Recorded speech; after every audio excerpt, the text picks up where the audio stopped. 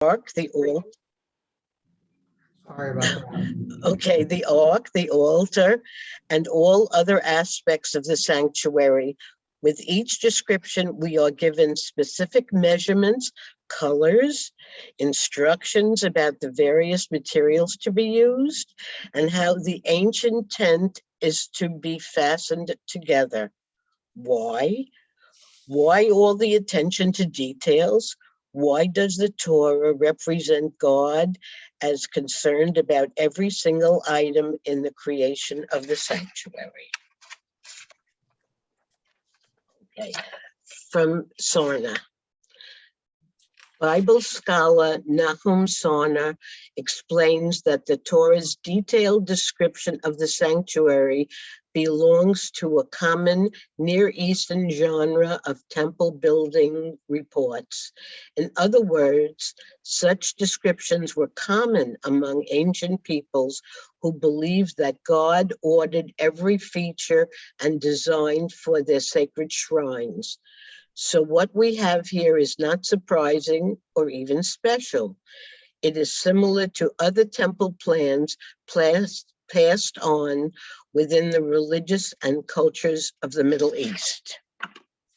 Let's pause for just a moment. Does anybody have a comment? Minya? Minya, you're muted.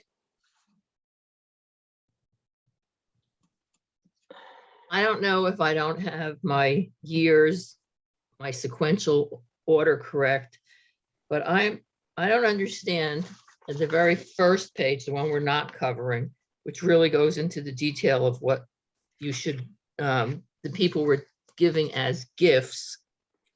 I'm just wondering if these people were recently slaves, where are they getting lapis lazuli and other precious stones, gold, silver, copper, fancy yarns, and all of those other things? So that's what I'm saying. Is my time reference off? Is this like maybe 100 years later? Where do they have access to those kind of things to decorate the tabernacle? You're referring to page 61. Yes. And we've got three hands up, Bernie, and then Ray, and then I think I saw a third hand. That's D. So let's start with Bernie. Well, if you remember a few weeks ago, we were told that the Egyptians insisted that the Israelites take all this jewelry and whatever with them when they left.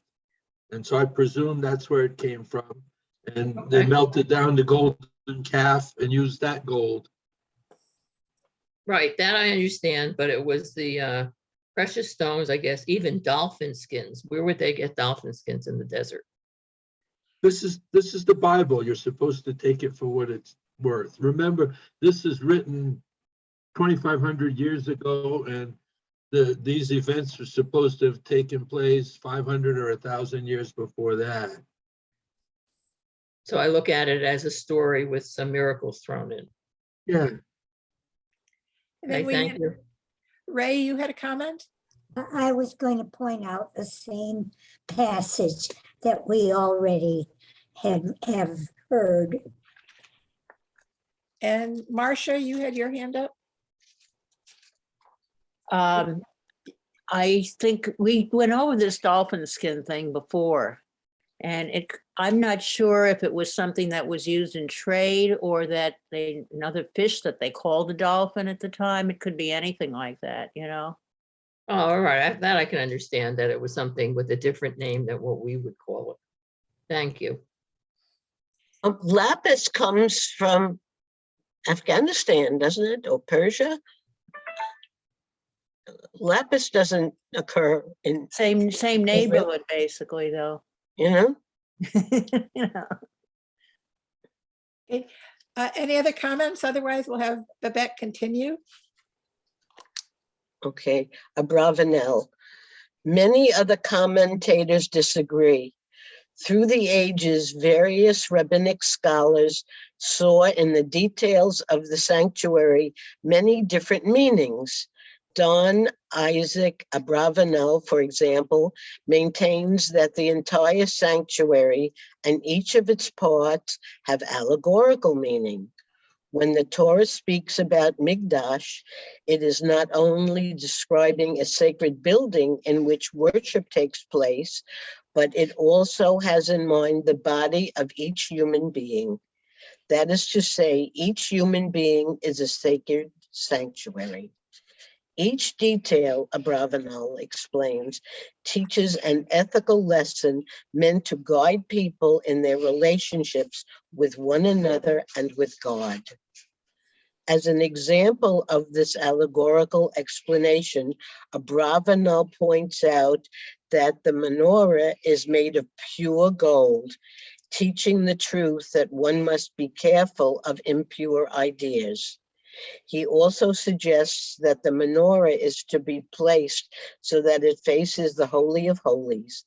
The placement reminds us that true wisdom is always in harmony with the teachings of Torah. Agreeing with Abravanel's allegorical approach, other commentators provide a number of fascinating insights about the meaning of the sanctuary details. Moishi ben Adrenopoulos Al-Kelesh compares the menorah to the human soul, which also provides light. Just as the menorah is made of beaten gold, so human beings can only become a lamp of pure gold throughout the cleansing and refining effect of suffering. When one learns not only to answer back with anger and insults, but with kind, pure, caring words, then one becomes like the menorah, full of light and for others. Isn't that interesting? Any comments?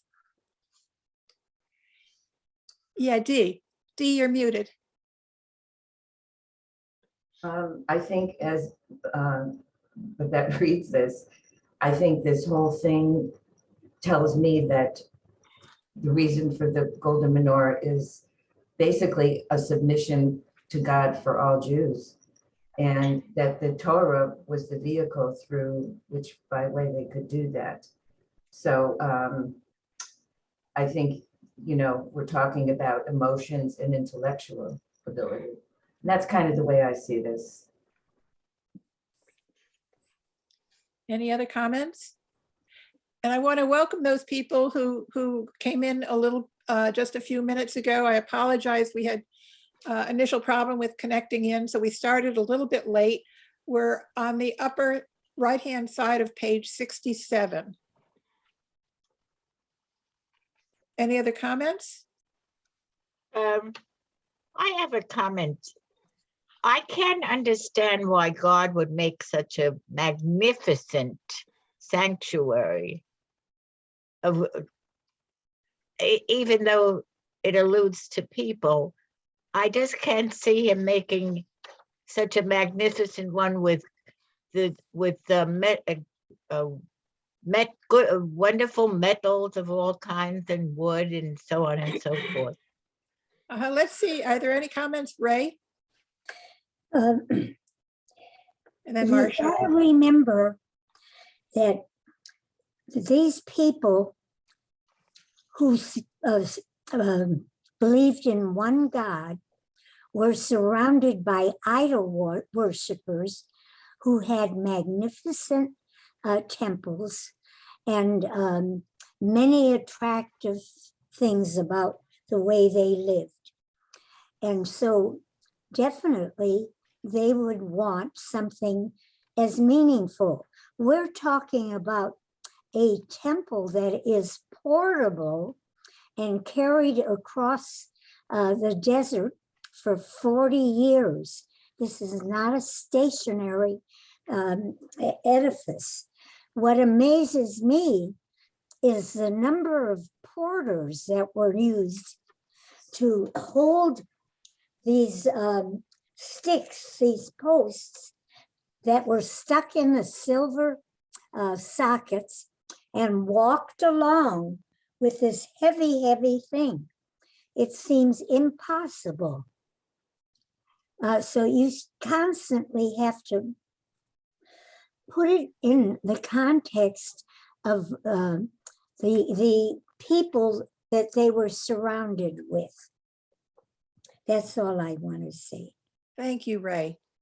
Any other, Marcia? Yeah, I'm agreeing with Ray. It was very much in the same vein that I was going to say. I think they needed to be impressed because they were being impressed by like Ray says, the surrounding culture.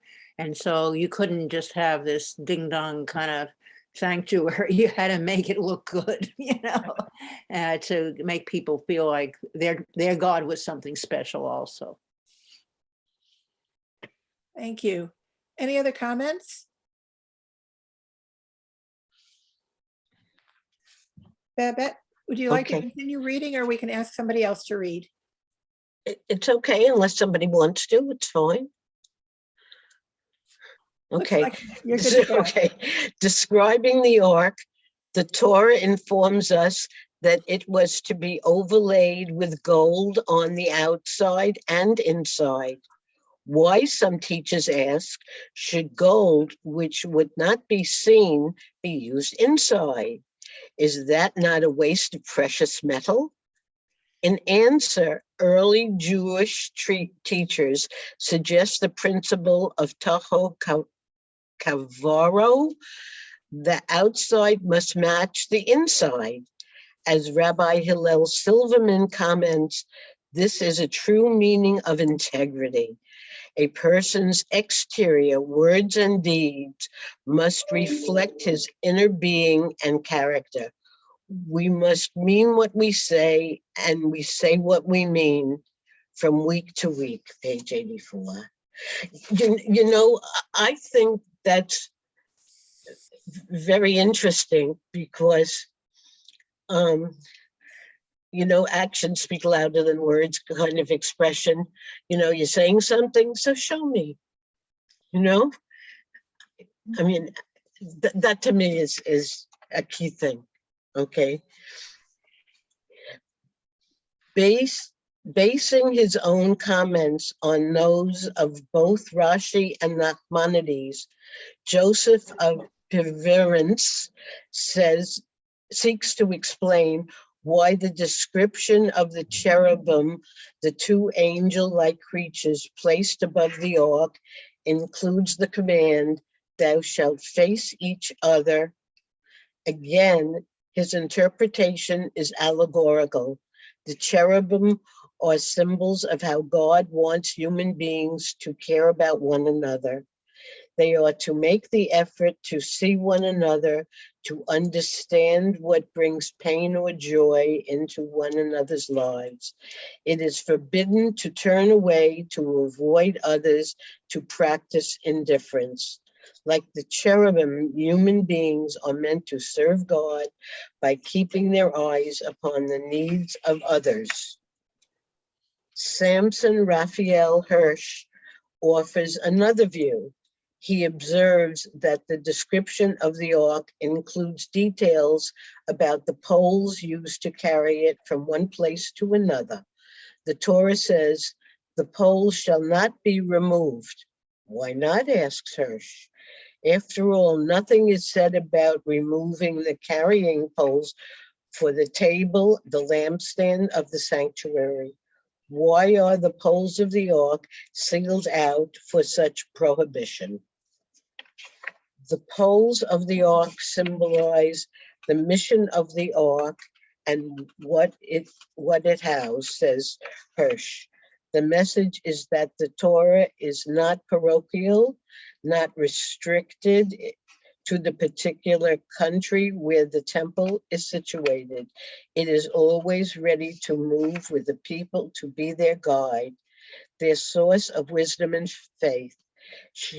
Since no one knows when it will be necessary to move to where the Torah teachings will be required, the poles of the ark must always be in place so that it can be carried to where it is needed. Commentary on Exodus. Okay, why don't we pause here? Are there any questions or comments? Ray? I'm very impressed by these allegorical comments. I believe that the way study proceeds among the Talmud Torah students is that they question every single line and argue about its meaning. And that they come up with all these human elements, these human, let us say, I wouldn't call them full faults, but weaknesses and the way we treat one another. Every one of these comments has something to do with how people interact with each other.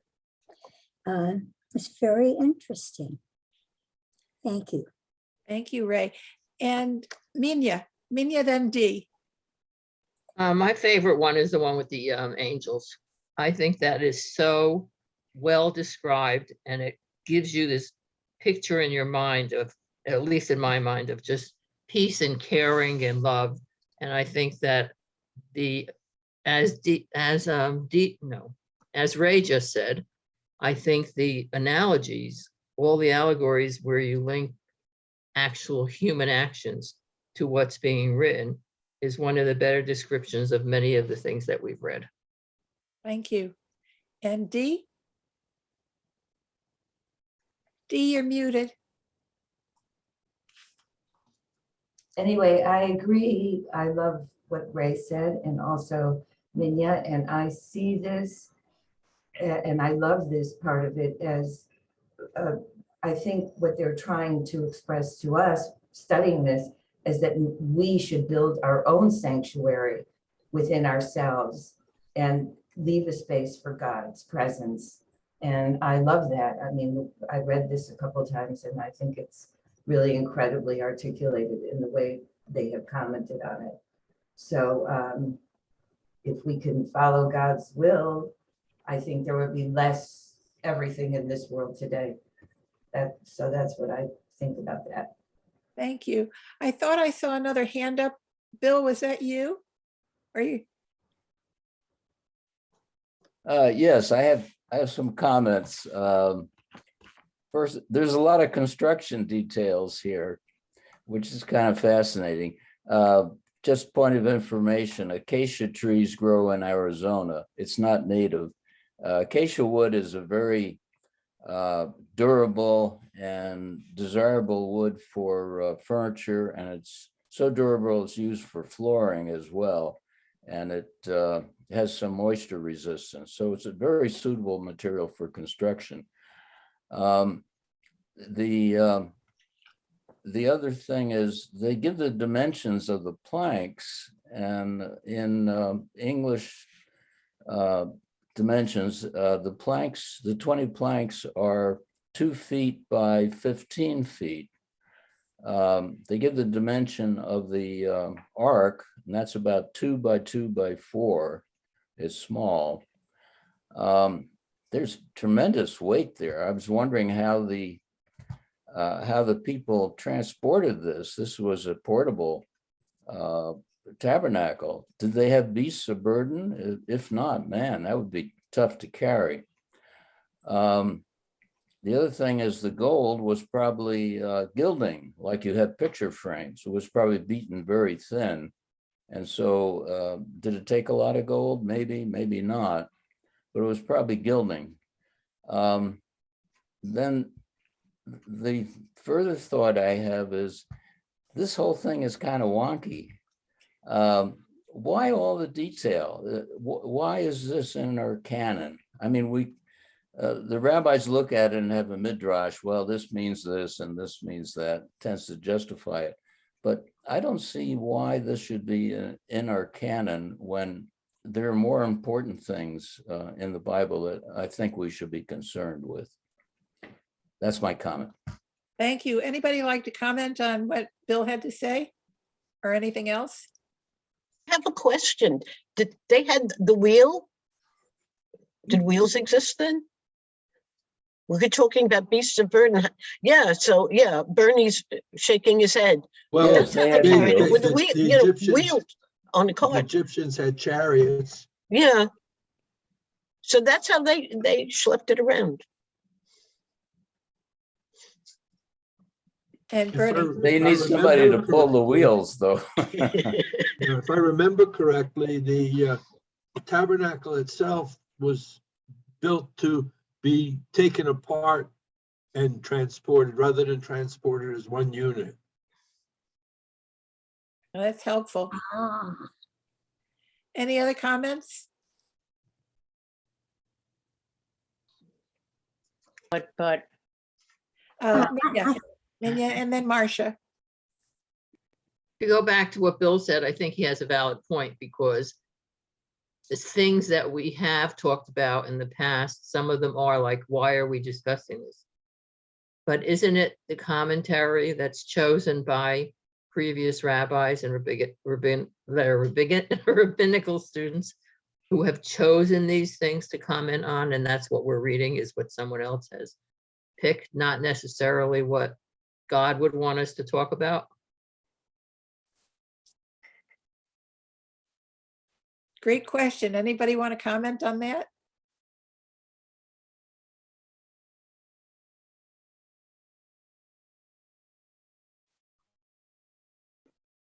not doing If not, let's continue on the middle of a left-hand column of Okay. page 68. We have a new reader. What, I didn't hear, can't hear it today. Okay, clearly Jewish commentators found many significant lessons in the Torah's detailed descriptions of the Mikdash. For many of them, the Torah offered more than quaint architectural plans for decorative descriptions. Each detail had meaning, and like creative detectives, they sought to uncover and reveal them. Sometimes they focused attention on the entire sanctuary, at other times on a small feature. More often, however, they combined approaches pointing out that the sanctuary symbolizes all our human achievements. In its details are the small, seemingly unimportant efforts we make on the road to our success. No real achievement is possible without attention to detail. The musician must practice note after note, day after day, to play with excellence. The athlete must stretch, run, and lift weights to compete successfully. Students must gather facts one by one, detail after detail, to master a subject. Genuine accomplishments, like magnificent sanctuaries, are the products of hard work, deed after deed, and a careful attention to every detail. So why does the Torah spend so many chapters describing the building of the Mikdash? Modern biblical scholars see nothing special about the details of the chapters of Exodus. They say they are very much like other descriptions of temples found in the ancient Middle East literature. Rabbinic commentators, however, look upon Torah as the portrait of Mikdash as a sacred work of art. Multiple meanings and messages are present in each detail. The challenge to the students of Torah, like to the student of great art, is to appreciate the beauty and mystery of the object. Thank you very much. Do we have any comments? Marcia? I'm And then trying to Ray. figure out what we're all saying, why so much attention. I think the Torah, it's the respect for the Torah, the vehicle that is going to carry the written work, the Torah. And so there's a lot of attention paid to the detail of its case, which is what this whole thing is about, basically. And it's a very involved and very ornate object, obviously, because the Torah deserves that kind of respect. And I think that they're making a big fuss over it because they want to show the importance. Thank you. And Ray? it occurs to me that many of these little human aspects probably are among the many things that we hit ourselves about at Yom Kippur. Things that we sin unknowingly or knowingly. The other thing that occurred to me, I'm not real clear. Oh yes, it was all orally transmitted for hundreds and hundreds of years. It was not written down until about 700 BCE. I forget the name of the king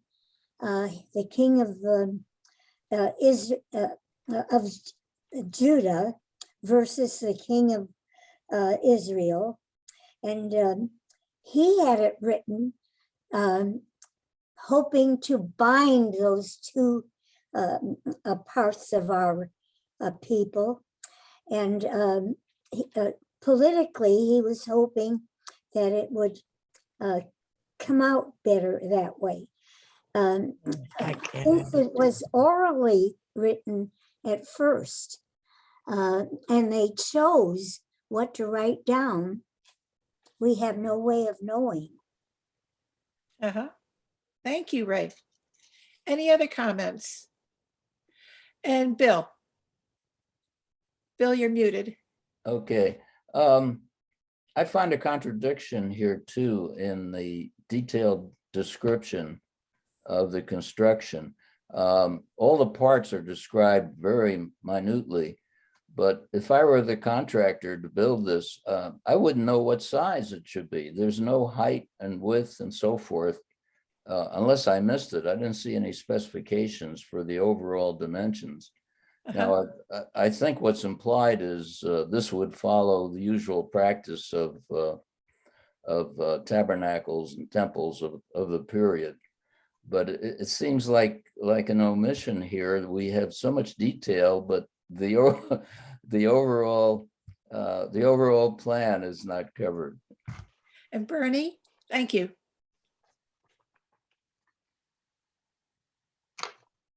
Having trouble with the mouse.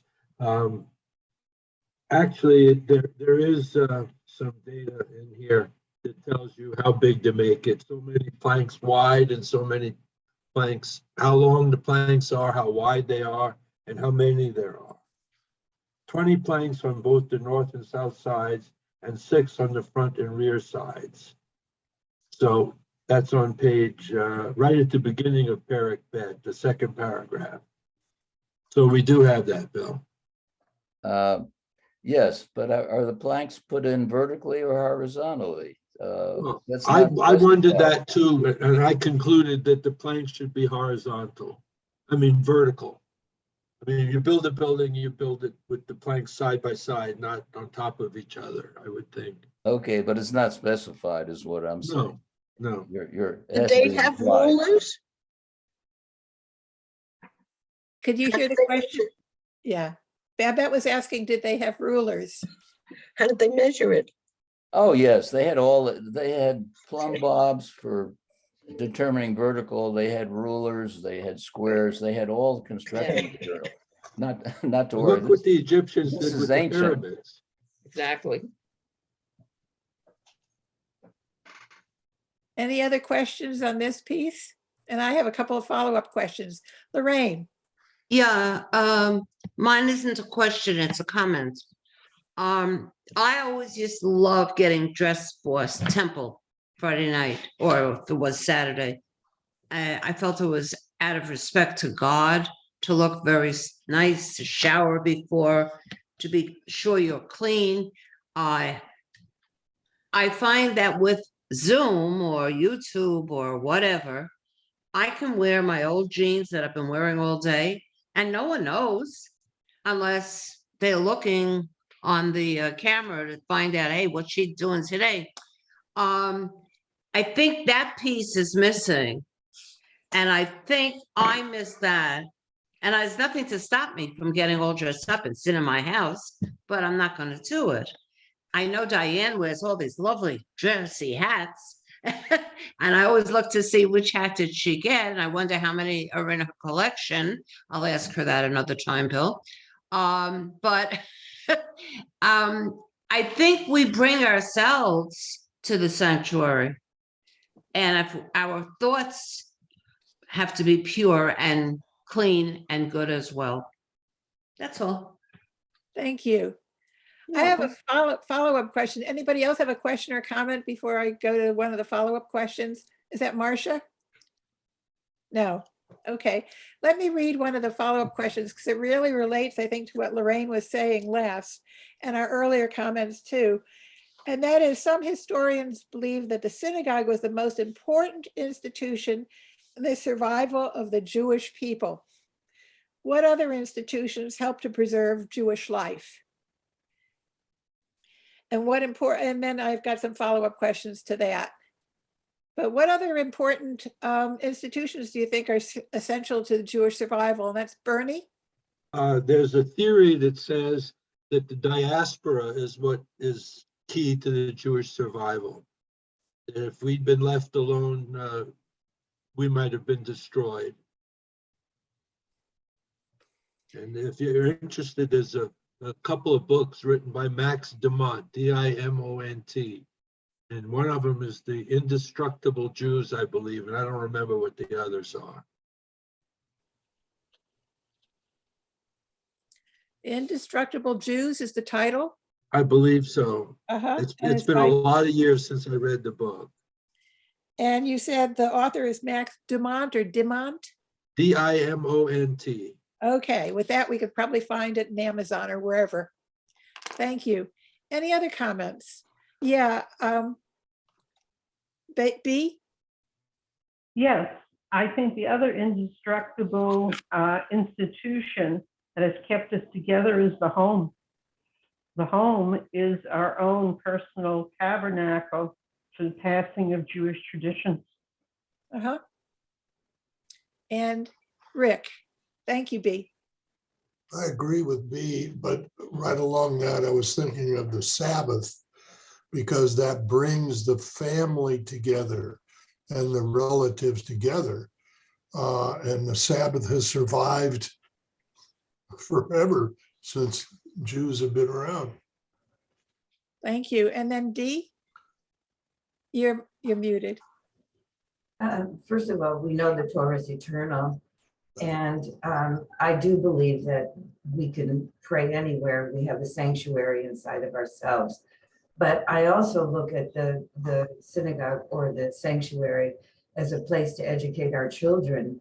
There's education and there's all kinds of things open to us as Jews to raise our spirituality and to learn what the Torah is trying to say, because there is a lot in there that many of us don't understand, but I think through prayer and going and keeping that connection, because I know when I go every Friday night, I feel so good walking in there and connecting with all the members, all the people that are there with me. So I look at that as a very important part of our heritage, is the sanctuary. And Marcia?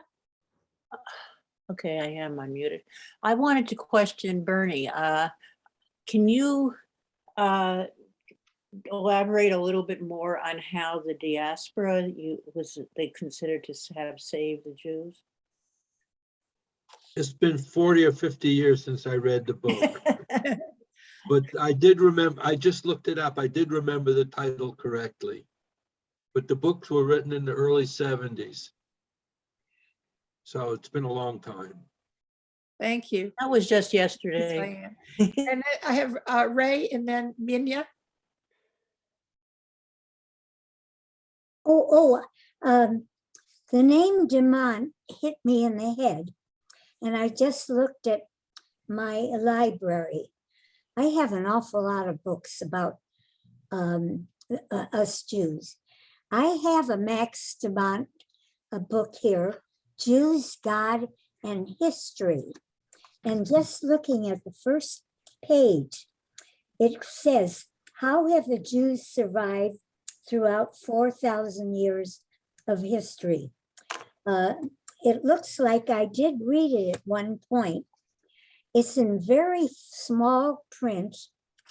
It's a paperback, and it's about 400 pages long. I don't think I'm going to reread it, but when I'm closer to leaving, I'm going to leave most of these books to the synagogue.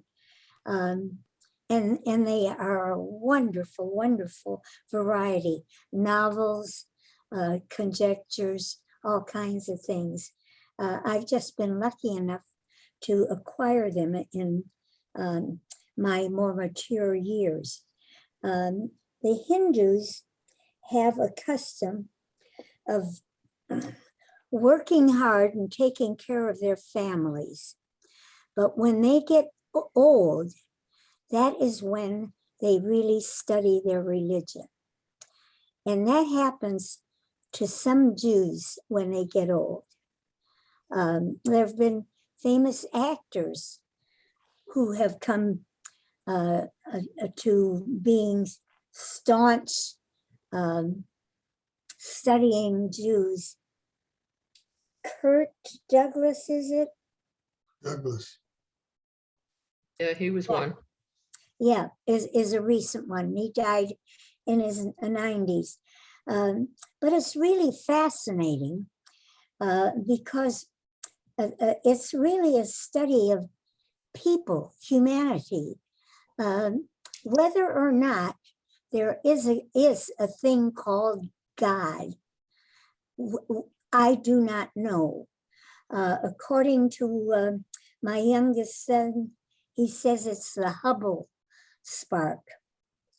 But this feeling for a need for something beyond us is so universal, and it's given so many names. Hindu, Indians have all kinds of them, our American Indians, Tahitians, everybody. But there's something in us that's different, and we call it soul. And we think of that soul as being the spark of God that's in us, or something like that. I don't know what the answers are, but I do know that we're different than stone.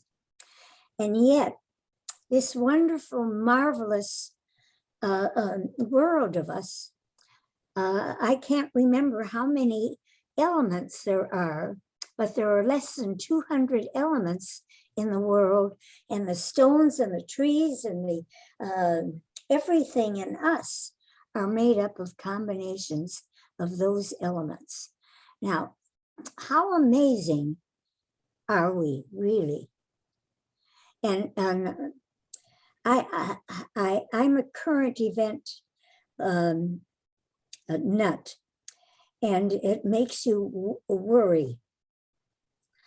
But when I see all this progress that has been made among humans in the last 100 years, I just feel we're going to get through this too, and we're going to be all right. Maybe we're an experiment on this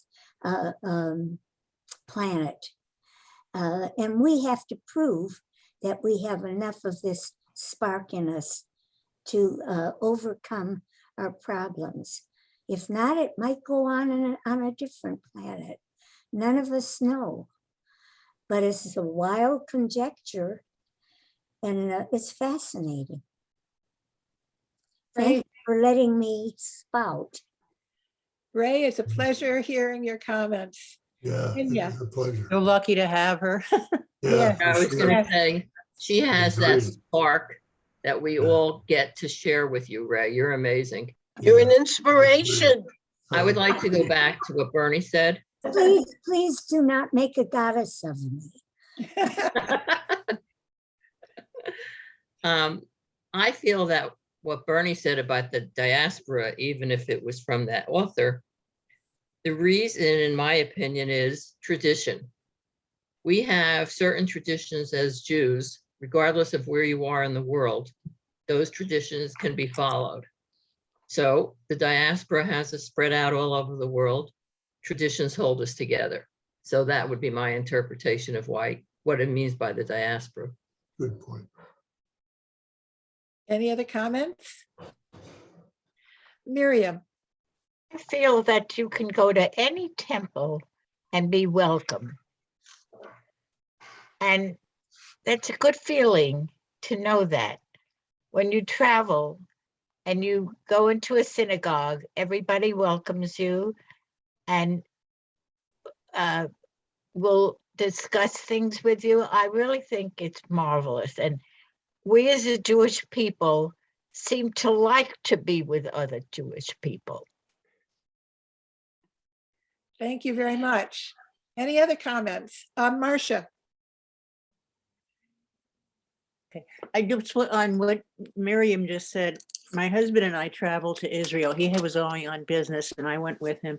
And I think it must have been Saturday morning, I think we had to take a taxi because the buses closed down. We didn't go to the Reform, but we went to the conservative temple because or synagogue, because that's the one that, when we asked where could we go? I swear they just engulfed my husband. They just was so welcoming. They dragged him down. Women had to sit upstairs. I went upstairs, but he was down there and they were just so welcoming to him. And it was like, oh my God, you're from Boston, so-and-so, and it was such a warm feeling. And the same happened. I was in the little synagogue on Rhodes in Greece, and the old couple that was taking care of the synagogue was so welcoming to me and my friends, and it was so nice. So I understand, Miriam, what you're saying. The camaraderie of Judaism. Yeah. Any other comments? Lorraine? Yeah, I always marvel at the music.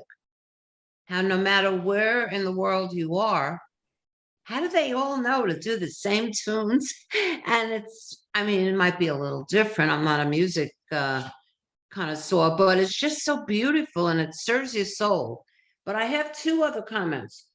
In the questions for study and discussion on page 68, the first one wants to know what other institutions help to preserve Jewish life. Do you think the mikveh would be one of the things that help to preserve Jewish life? I'm just throwing this out to see what others think. I personally think yes. Just going to ask, are there any comments on the mikveh? Minya, and then Ray. I don't know, Lorraine, because I don't know anyone who goes. And I think that's something that is a thing of the past. I don't think modern women, unless they're Orthodox, still go to the mikveh. That's just they do. Yes, they do. Other Yes. women, other than Orthodox women? Yeah, my daughter-in-law's father was Jewish. Her mother was not. And they refused to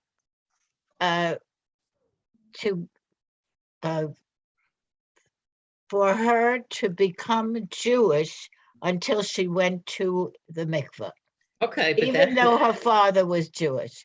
And so But she that's did. different. She went to the mikveh because That's not going on a consistent basis. exactly. no, not I on a meant. consistent basis. no. That's what I meant. I'm talking about, Amelia, on a consistent basis. Right. And the other thing is, Oh, Hebrew yes, school. yes, the Orthodox Jews, I think.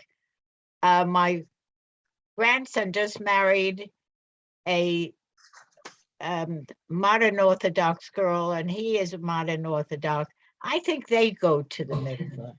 Right, but that's not everybody. That's not all No, Jews. that's not everybody, but it's the Orthodox people. And they're going to keep those traditions alive. Yes.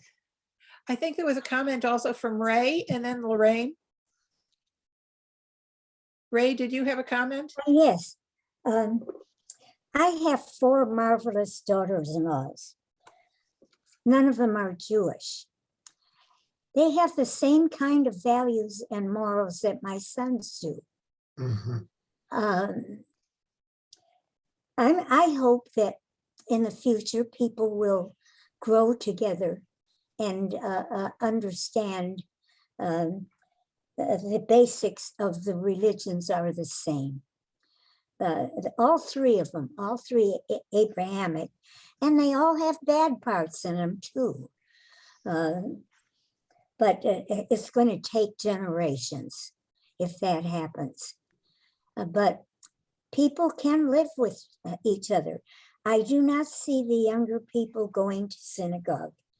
And the other thing is my mail is so full of requests for donations from Jewish organizations. Talk about institutions to help preserve life. Good heavens, we're loaded. There's ELL, there's ADL, on and on and on, and they're all good, and you can't possibly support them all. So I wanted to bring that up. We're very busy trying to help each other, and I bet we have more institutions than any other people. Babette, I see your hand up, and then Lorraine. Okay, well, every summer I'm in LA and I've dropped in at a few places and they are more than welcoming. They reach out, and I do remember when the dinosaurs roamed the earth and I was single and young, I dropped in one at the US Virgin Islands. It was one of the oldest synagogues in the Western Hemisphere with the sand floor. I got invited to dinner at somebody's house. So, we feel very much like one family. And it also happened to me also when I was single in Italy. I dropped in, it was Pesach. They included me when they wrapped the talit around the family. Thank you. So, it was wonderful. And then Lorraine, and then Miriam. I think another institution that defines us and helps preserve Jewish life is Hebrew school. I know the kids hate going. My grandchildren are one of them right now. Their fathers, I guess, I don't remember, selective memory. I don't think they were thrilled to go, but they went. But they remember so much, which is amazing. And then they wanted to teach in Hebrew school and help tutor. So I want to think that part of their nice ways were helped by the attendance at Hebrew school. Thank you. And Marcia. This is going to be a negative kind of thing that but it's been happening, so it has to be discussed. I was listening to PBS in the car yesterday, and they were talking about anti-Semitism. And Jews are 2% of the world population, and yet there is such a force against them, of people who are so anti. Why? I mean, what are they afraid of in that lousy little 2% of the world who don't even try to, proselytize and get new people in? Yeah. That's a class in itself. Okay. That is a class. Dee, then Bernie, then Lorraine. I was talking about what Lorraine, I was thinking about what Lorraine said. So I would like to give you my impression. Can I talk before you go off the subject? Sure. My briefly. impression of Beth Shalom when I came from Panama. We decided to visit Beth Shalom when we came here. Well, I was aghast. I could not believe the welcome I got. They took me to dinner. They had me to dinner. They took me to the fireworks. They showed me around. It was absolutely a highlight of my life of what they did. They were absolutely amazing. I could not believe it. And that was in 1983 when we came back. And I really feel that part of being Jewish and what you do. Thank you, Miriam. And I think it was Bernie and then Lorraine and then Dee. I'm sorry, I should. We have a lot of hands in the air, which is wonderful. Yeah, okay.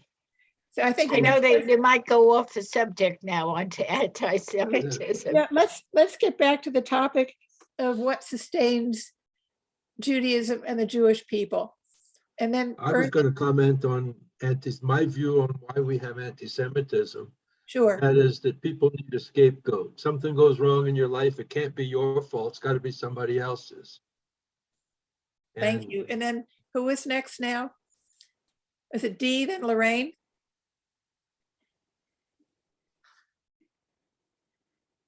You have to unmute it. Sorry. I wouldn't have remarked on the anti-Semitism, but it's coincidental. Last night, I fell upon a movie called Denial with Rachel White. It's based on a true story, and a lot of us may know about it. It was a huge lawsuit by that historian, David, and I can't remember his last name. He was a British historian, and she was a Jewish professor and an author here in Georgia. It happened in 1994, but I mean, the case went on because what happened was this historian sued her and the whole Jewish, I can't think of the word, literate, the writers of Judaism based on defamation of character. And the propaganda, you talk about anti-Semitism and why, when you listen to this man who plays the role, this is a famous actor, he played it so beautiful. He was the historian. The propaganda and the spreading of hate and how they showed the people in the lines in Great Britain. Some of them were, horrible Jew haters. And to me, when you have somebody like that and you keep stirring up propaganda, it creates hate and more negativity. And we have plenty of that today in this world, negativity. And I think that's part of what we go through as Jews and it's terrible today, anti-Semitism. So that movie was astounding. I knew about the case, and she won because the barrister that tried the case hit it on the head. And this man at the end, which is so profound, when he's being interviewed, he's asked about the case and the fact that it was proven that the Holocaust did happen and that Hitler ordered it. He was trying to say that there was no crematorium and that there were no Jews gassed, that it was strictly for dead bodies. So at the end, he was still in denial. He was being interviewed by, I think they had a Larry King, and he was still in denial of the fact that the Holocaust ever happened. And Yeah, talk to Whoopi Goldberg. Uh-huh. Yeah, well, she just got suspended though. For 2 weeks, not forever. I know. Well, here we go again. Hang on, I think Lorraine was next. And then Yeah, Dee. okay, I had gone to a new physician for an exam. And he looked at my name on the chart and he said, I was a new patient.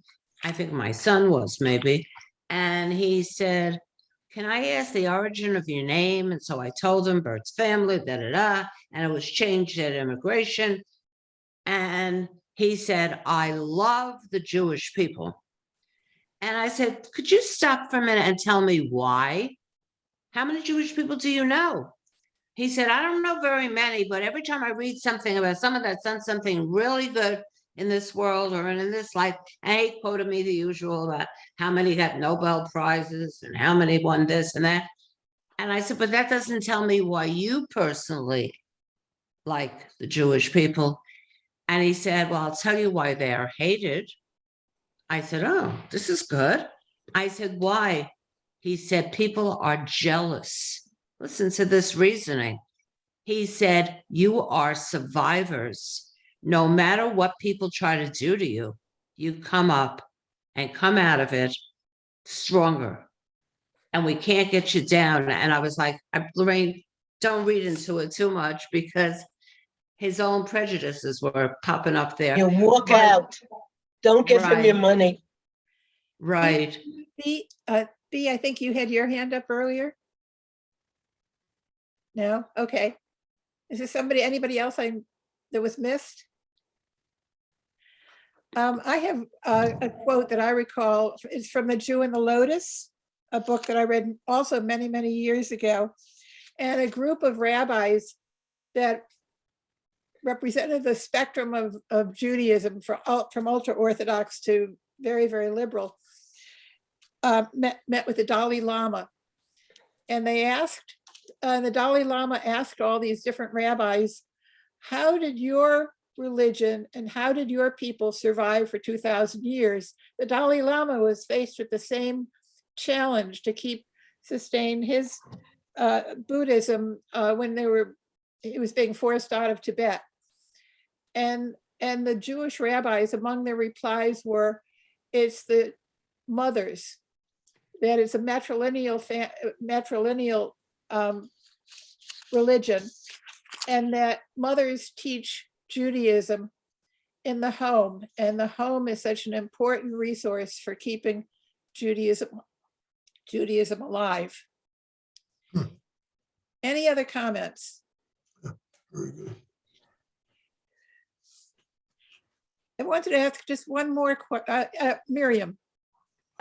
It's just like what Rabbi Charlie, the hostage, said when he talked about the man who was holding them hostage. The man said, the Jews control the world. And he felt that way really because a lot of Jews are renowned for what they do. Mhm. And a lot of people, I agree with you when you said that somebody said they were jealous of what the Jews are accomplishing. Mhm. And I have one more question, and that is, in your life, do you wear or have in your home items that for you have meaning in terms of being Jewish, that particularly, are important to you? And I didn't get that. I didn't get that either. Could you repeat that? Okay. Do you have any items that you wear, such as jewelry or items in your home of any sort that for you represent Judaism? Oh, yeah. And okay, we've got a lot of hands up. Marcia, then Lorraine. I have the then mezuzahs on my Steve. bed. I had indoor mezuzah and I have one on the front door. And I have, of course, books and menorahs and can't remember what else, but the general usual stuff.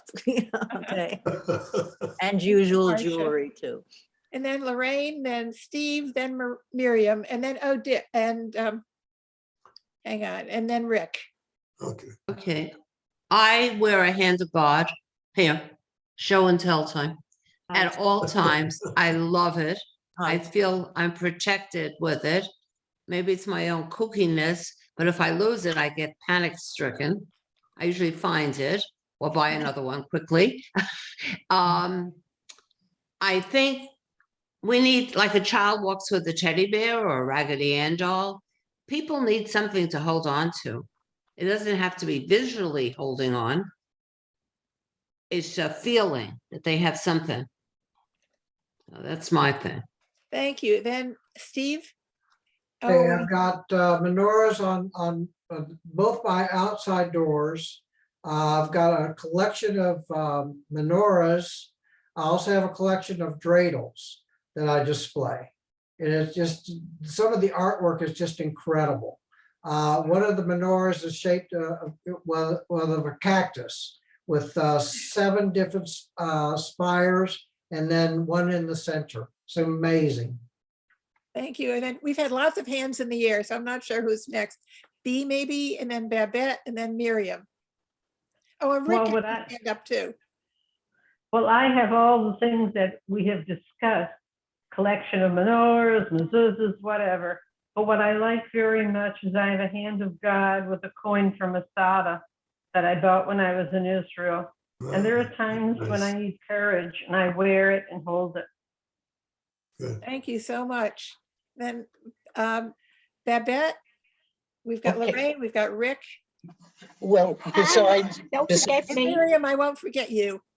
besides the mezuzah on the door, I used to live in Israel, and I bought a very old Hanukkah that held oil in a flea market. So that's in my house on my wall. Uh-huh. And then who's, I think Lorraine maybe, and then, No, I don't have anything. okay, let's see, Rick and then Miriam. Well, I had a great trip to Israel about a year after the 6-Day War. And I brought home a Haggadah from Israel. It's silver. And I've treasured that ever since. It's just kind of a reminder of not only being Jewish, but being in Israel and seeing the most amazing people, in my opinion, on earth. Thank you. And then who's next? Okay, we've got Miriam and then D. I was in a jewelry store with my great grandson, 10 years old. And he does go to Hebrew school. And he was looking around and he said, Grandma, can I ask for something for my birthday? And I said, in a jewelry store? And he said, yes, I would like to have a high. And I was a little stunned at that. So of course, I let him pick out a high. You know, he hasn't taken it off since I bought it for him. And that was amazing. That was the Hebrew school working on him. Mm-hmm. Yeah. Thank you, Miriam. I think D. Thank you. D. Is it, I have mezuzahs, I've always had them, but more importantly than that, I have my father's bar mitzvah book signed, and it's well over 100 years old. Oh. It's falling. I keep trying to keep it together, but I have that and I've carried it everywhere I've lived and gone.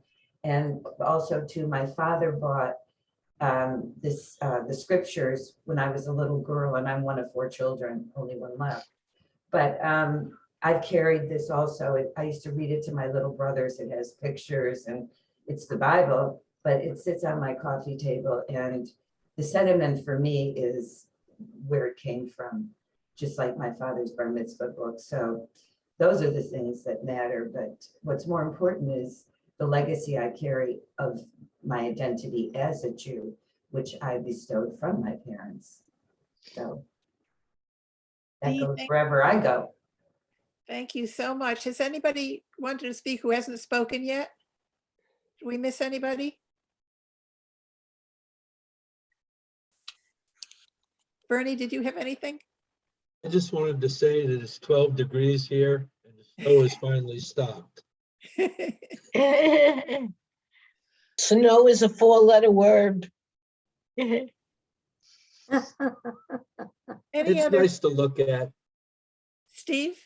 Thank you. Yeah, I also want to comment too, if you go into a number of different synagogues, you'll typically find the same symbols within the sanctuary. They may be in different designs, maybe more modern, more realistic, more just just the same symbols, but in a different concept. And therefore you can go into any synagogue and find those. And they may be, symbolic for you, maybe spiritual. It depends. But to me, going to a number of different synagogues and seeing these same symbols, to me, that just means that I'm part of that group. Thank you so much. Any other comments or final thoughts? This was a great discussion. You did great, Reva. And this Yes. last question was spot on. Very good. Thank you so much. Yes, Yeah, you did a good job. I So agree. you're still going to that doctor, Lorraine? Oh, yes, yes, yes. Steve, you want to go to the final prayers? Well, I wanted to mention another thing too.